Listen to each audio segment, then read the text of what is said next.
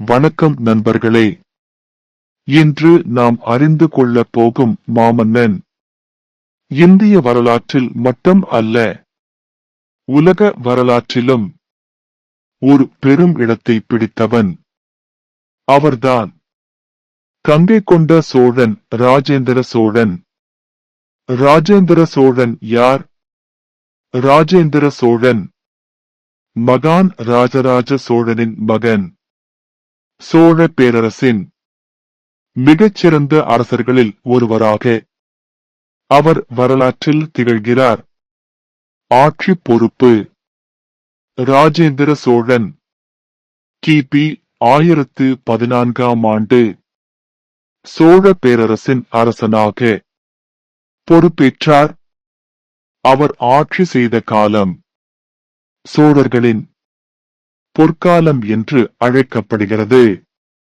கங்கை வரை சென்ற வெற்றி: ராஜேந்திர சோழன் வட இந்தியா வரை சென்று கங்கை நதியின் கரையில் வெற்றி பெற்றார்.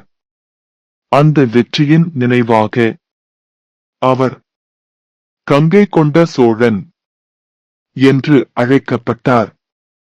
கடல் கடந்த படையெடுப்பு: ராஜேந்திர சோழன் இந்திய அரசர்களில் முதன்முறையாக கடல் கடந்த படையெடுப்பை வெற்றிகரமாக நடத்தினார்.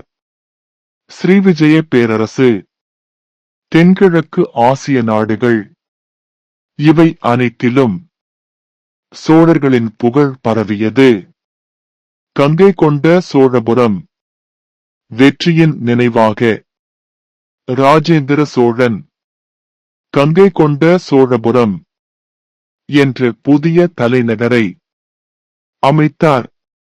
அங்கு கட்டப்பட்ட பெரும் சிவாலயம் இன்றும் சோழர்களின் மகத்துவத்தை சொல்லுகிறது. நிர்வாக திறமை: ராஜேந்திர சோழன் ஒரு போராளி மட்டும் அல்ல, சிறந்த நிர்வாகி. கல்வியை ஊக்குவித்த அரசன், வர்த்தகத்தை வளர்த்த தலைவர் என்றும் புகழப்பட்டார். உலகளாவிய தாக்கம்: ராஜேந்திர சோழனின் ஆட்சி இந்திய எல்லைகளை தாண்டி சென்றது. அவர் பெயர் தென்கிழக்கு ஆசியா முழுவதும் பெருமையாக பேசப்பட்டது. இறுதி காலம்: ராஜேந்திர சோழன் கிபி 1044ஆம் ஆண்டு இறந்தார். ஆனால் அவர் உருவாக்கிய பேரரசும் புகழும் இன்றும் உயிருடன் உள்ளது. அன்புள்ள நண்பர்களே, ராஜேந்திர சோழன் ஒரு அரசன் மட்டும் அல்ல, ஒரு மகாவீரன், ஒரு தொலைநோக்கு தலைவர், ஒரு உலக வெற்றியாளர். அவரை பற்றி அறிந்து கொள்வது நம் வரலாற்றை மதிப்பது போன்றது. இந்த வீடியோ பிடித்திருந்தால் பகிருங்கள். சோழர்களின் பெருமையை உலகிற்கு சொல்லுங்கள்.